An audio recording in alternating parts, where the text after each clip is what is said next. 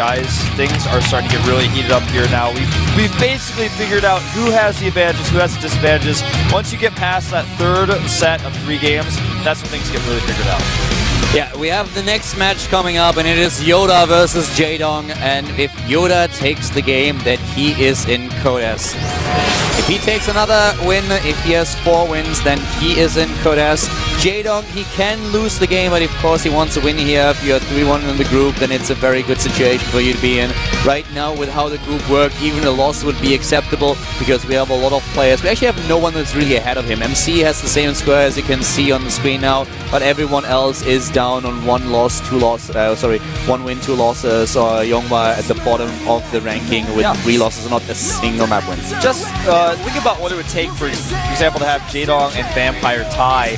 If Jaedong wins, and even if Vampire wins his next match, they're not tied, but if Jaedong loses and Vampire wins, then suddenly you have a tie situation. So obviously that's not to finish things off, but it closes the gap, and so you want to make sure you can keep that lead that you've got. YoDa, on the other hand, man, sitting on top of this group, kind of like YoDa sits at the center of the Jedi Council.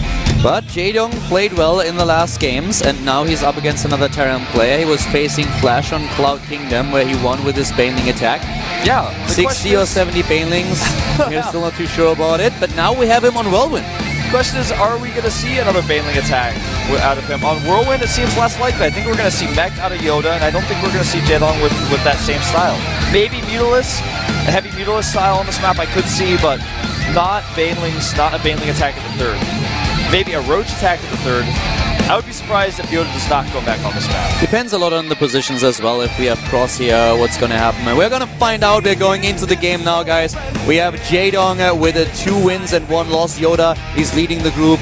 He has 3 wins, didn't drop a single map today. This is the GSL Up and Downs. We are on our first day of the Up and Downs. It's Group A, and we have a Terran versus Zerg with YoDa up against Jaedong.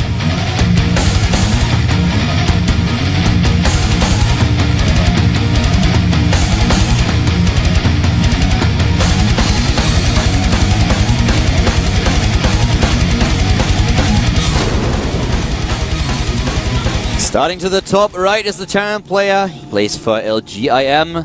It is LGIM YoDa. YoDa 3-0 wants that 4-0, wants to get out of this group. Got some sort of message at the back, you can't read it.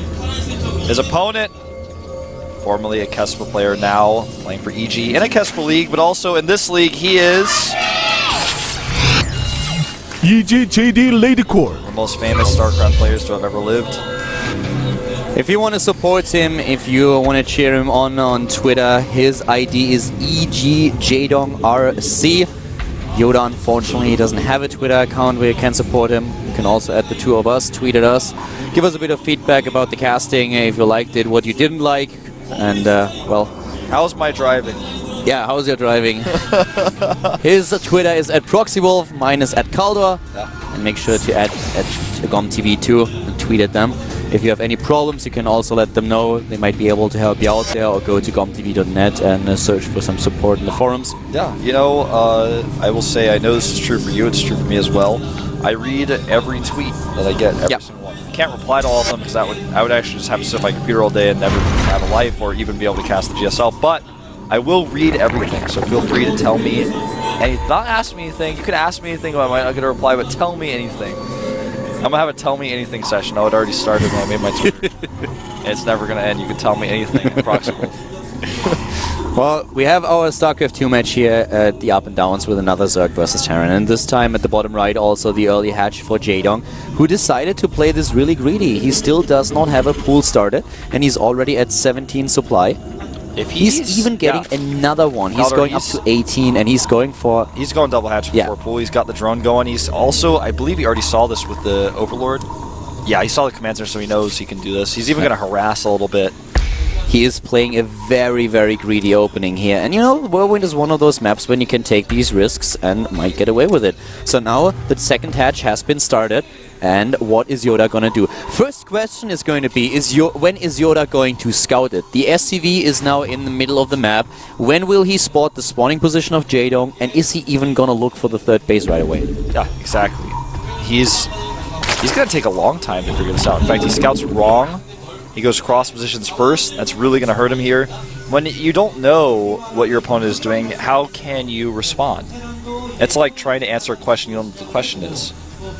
Can't answer that. Jaedong is now Jaedong is now still scouting. He is droning up, he has his pool, and it's soon gonna be ready. Then he can start with the queens. We have additional gas for YoDa, and this is of course a bit dangerous to Jaedong. A lot of Terran players here will go for a very economy-based opening. We'll get the gas a bit later, but now the second gas already for YoDa, and he showed us in this entire series and the up and downs that he's a player who likes to be a bit more aggressive than we might have seen other players handle this map.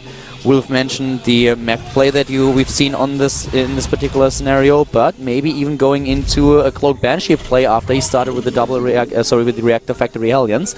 And how is a great way to respond. Yeah, and how is Jaedong going to react to this? He has triple queen now building, and he needs to find the right timing to start his own tech. Exactly. I'm really curious to see how YoDa is going to deal with taking this third base on this map and these positions.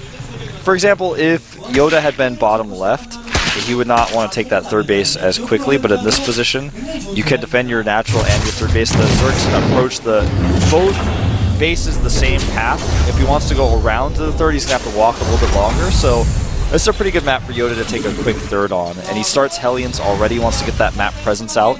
A lot of queens for Jaedong. This is what he wants to have. And this is also what kind of initiated the downfall of Terran in StarCraft 2. When Blizzard decided to give the queens extra range, that helped them, Zerg players in general, just so much to defend their creep, to defend against Hellion run-bys, defend against Marines. Queen suddenly got so powerful that it was very difficult for Terran to flash in the early game.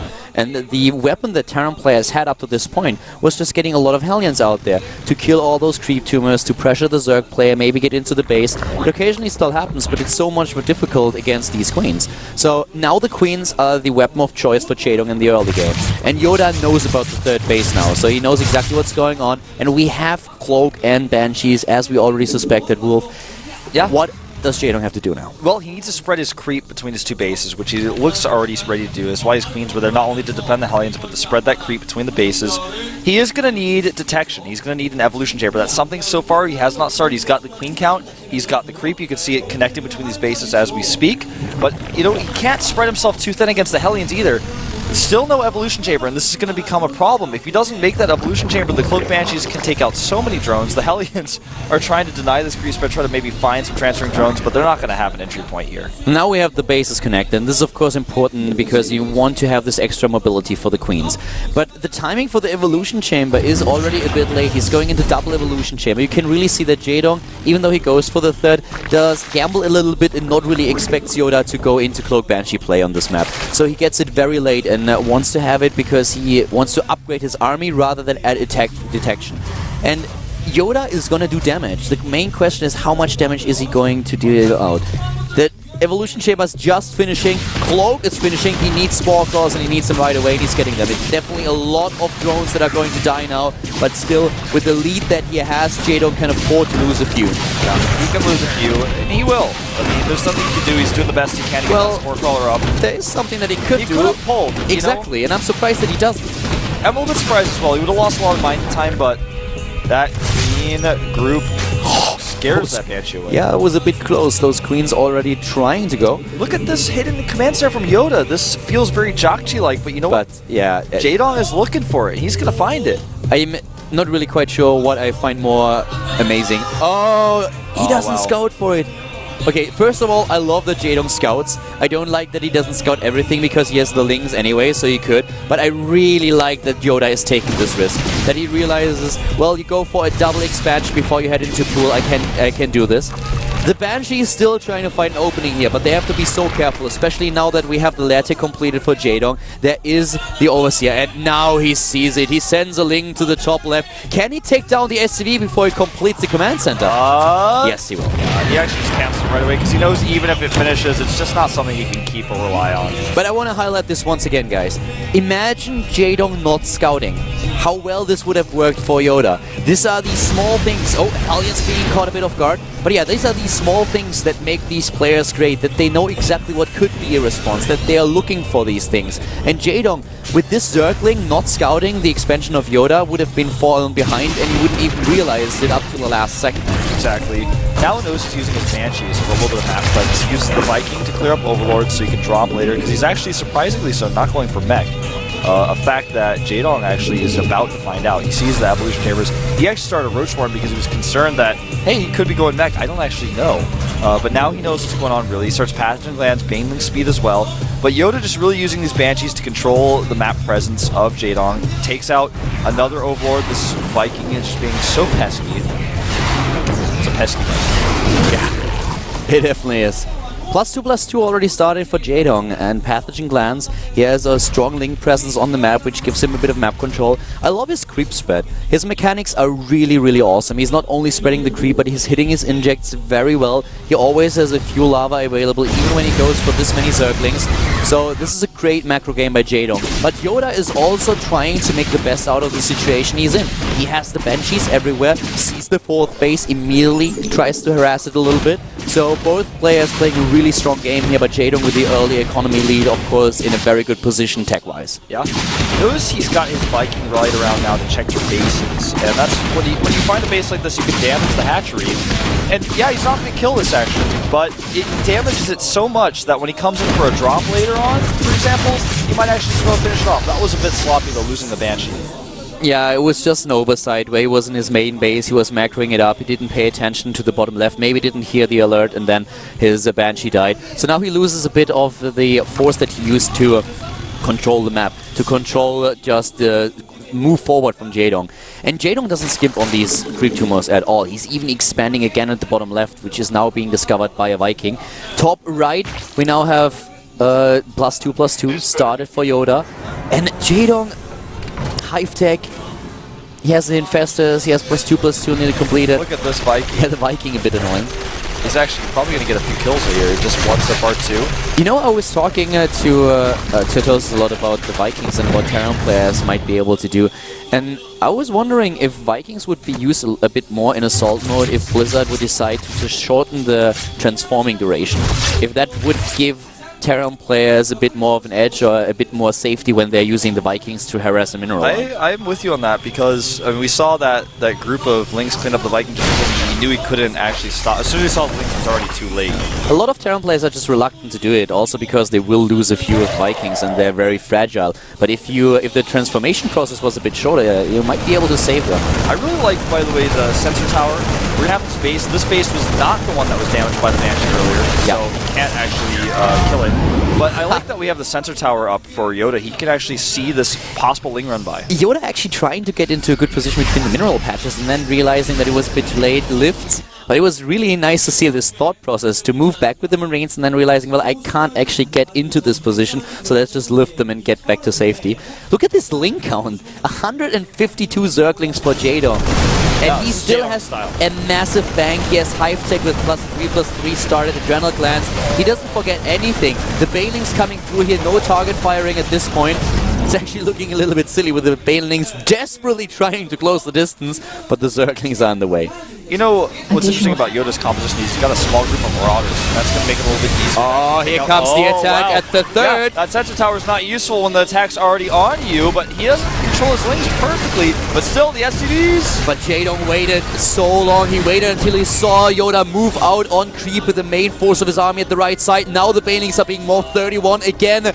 Adrenal Glands not ready, but SCVs have been killed on third base. He needs to use these investors perfectly to buy time. There's a lot of Marauders in this mix. There's a lot of G6 as well. The Banelings not connecting very well here at all. Yeah, the Banelings connect with the Marauders. This is never what you want to happen. You want to go into the Marines, but YoDa shielded them very well. Jaedong is using his bank now to reinforce immediately. 80 Zerglings on the production tab, and he still has lava available. This is how good his macro is, how good his injects here are here. But still, this is a very dangerous position. Another wave of Banelings coming in here. Not very cost efficient how he used those though, and actually he hesitates, gives a little bit of time to actually escape. But Kills meanwhile, a few more Marines. the attack is on here, and you know, if YoDa actually gets in a good position at the bottom of this position of this ramp with sieged up tanks, this could be great for him, and so far he doesn't. Mainly just float on tanks, it's not what you want.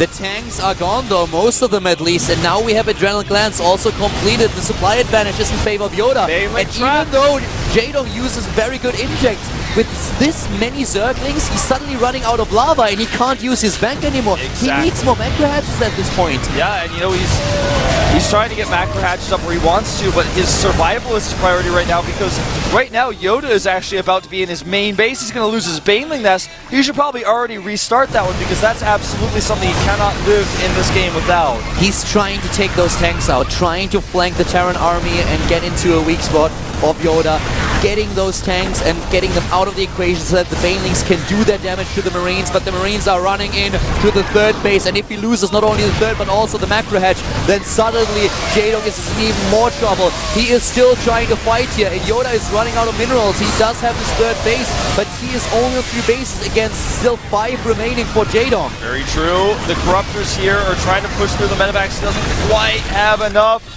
And it looks like YoDa is going to continue his attack. The Lings are fighting a little bit too soon. He needs them all together, but they're rallying out of eggs. I mean, there's nothing he can do about this attack. The attack's on him.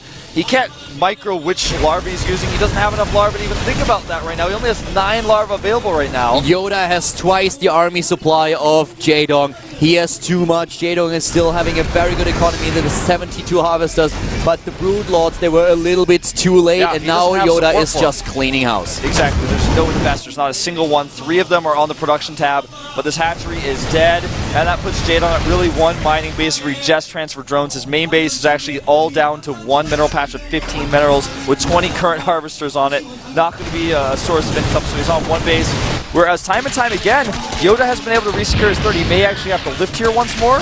But he's also losing SCVs, and he really needs to be careful, because in the long run he can't afford it. The big issue is that Jaedong doesn't have the bank anymore. Yeah, he can't kill this army.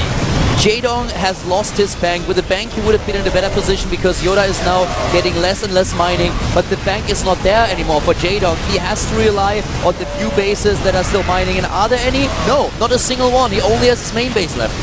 And this is just looking like a disaster for Jaedong. He's watching it before his eyes. He tries to bungle on the ramp. GG. GG and game over. Congratulations, YoDa. He is in Code S. Very, very well done today. A well-deserved advance to Code S once again. This is where he belongs, and he just proved it. Yep. This is actually... I mean, this is YoDa. It's one of his best performances we've ever seen. He looks really good. I'm not sure if that's a poem or what he's got in his booth there, or maybe it helped him out. Jaedong having a deficit in the game, not having enough larva, knowing that his Lings would not be enough without support to actually fight the army straight up, so he kept using run-bys. He's like, well, if I can't fight you with my Lings straight up, I will kill your economy repeatedly, but he just could not eventually deal with that main army. He got the Broodlords out. Broodlords are not useful when they're out in the open without infestor support, without Link support. The Marines just stemmed and killed them.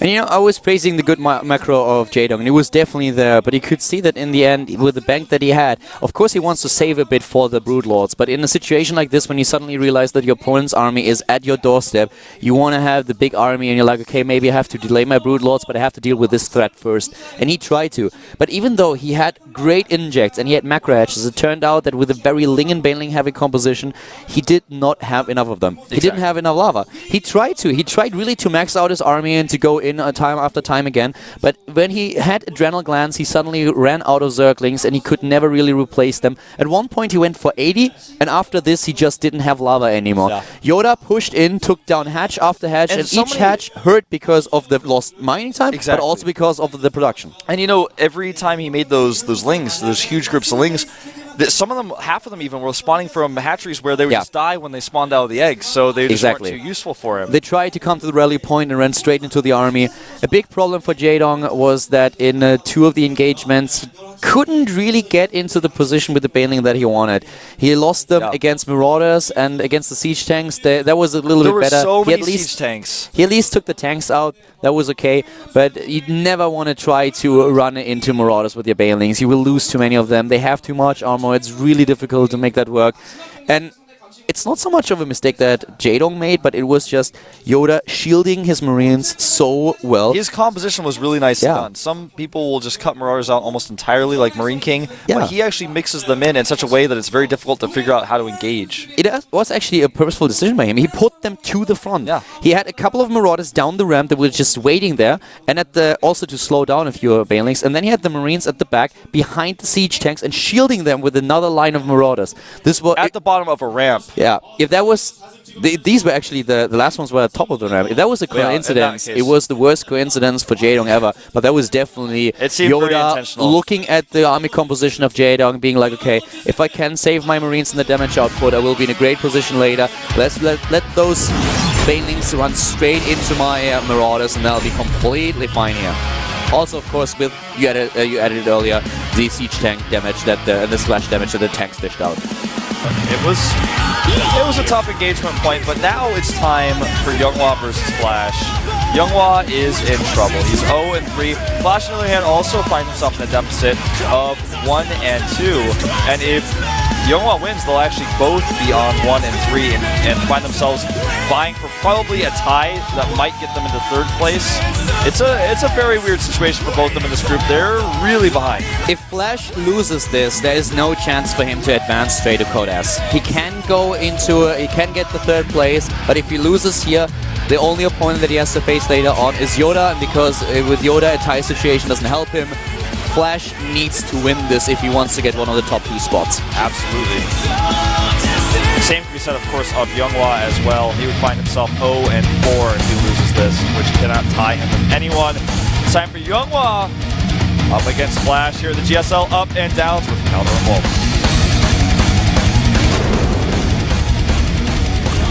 He's